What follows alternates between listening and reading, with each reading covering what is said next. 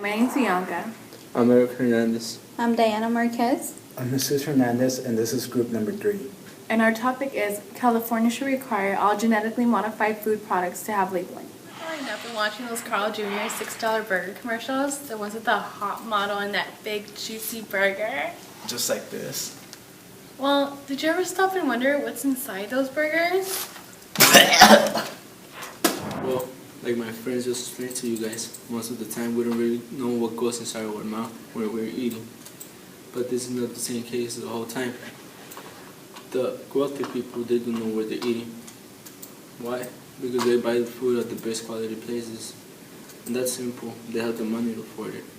But on the other side, the poor, they only buy the cheapest food products out there. Wanna know why? Well, that food is the most affordable, and they know as long as they have some food on the table and they're eating, they're gonna survive without actually knowing that this is the most dangerous food because it's the most genetically modified food out there. So we think that by adding food color labels to the food products, we can help them live a longer life and a healthier Now life. we'll be explaining the ill. The ill is the part which specifies the problem in the existing system. For example, we will be explaining the issues of food product labeling. Most Americans are unaware of what they are eating, that they are eating a diet of steady food that is genetically modified. A GMO is a genetically modified organism whose genetically material has been modified, which include microorganisms such as bacteria, yeast, insects, and many other bacteria. Ironically, genetic modification of seeds aim to make crops more resistant to pest diseases and drought, thus reducing the need for conventional chemical pesticides and increasing crop fields. Consumers generally are distracted when they are buying their food products. Many people aren't aware of the labeling, and according to Dr. Susan on the active post of June 26, 2011, she mentioned that many people are genetically distracted when they come to buying their food products and to the food that they eat.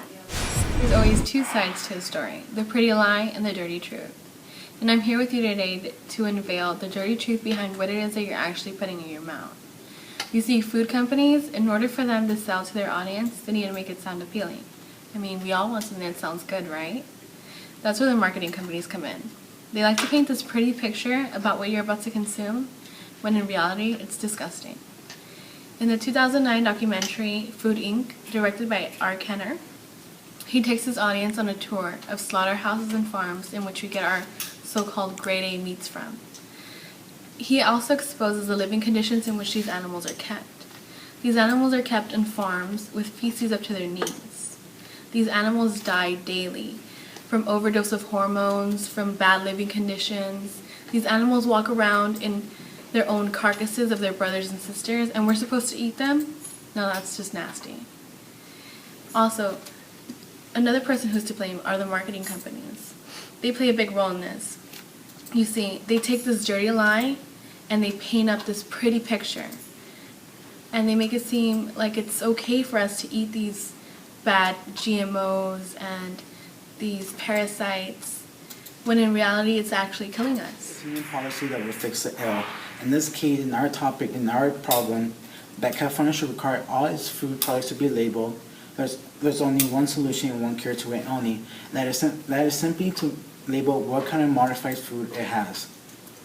To further explain my cure, according to a May 5th, 2014 article by LA Times by Edit Boards, they suggest that companies should label our food products with logical consistency. In other words, they should not only tell us what kind of chemicals it contains, but they should also tell us what kind of hormones, parasites, etc. it might have. To support my cure even more, the labeling should provide information for the consumer's health. California should have the right to know what it is that they're buying, and by simply labeling what kind of chemicals it might have, it fixes the whole solution to our problem. Currently, there are 64 countries that require labeling for the food, such as Japan, Brazil, China, and Japan, and many more other countries that require this. Now to restate our main points, First, the ill is that people are eating too much genetically modified food. The blame, we're blaming the slaughterhouses and the farms. And the cure will be for them to add colored labels to their products so we can see which ones are better in quality.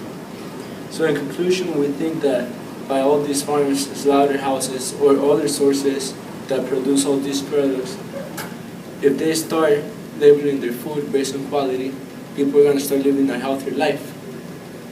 Yeah, there's a downside for that. The price will go high, but I don't think that the change will be that big. And on the good side, new job opportunities will be open. So our conclusion may not be the best, but it will for sure change the life of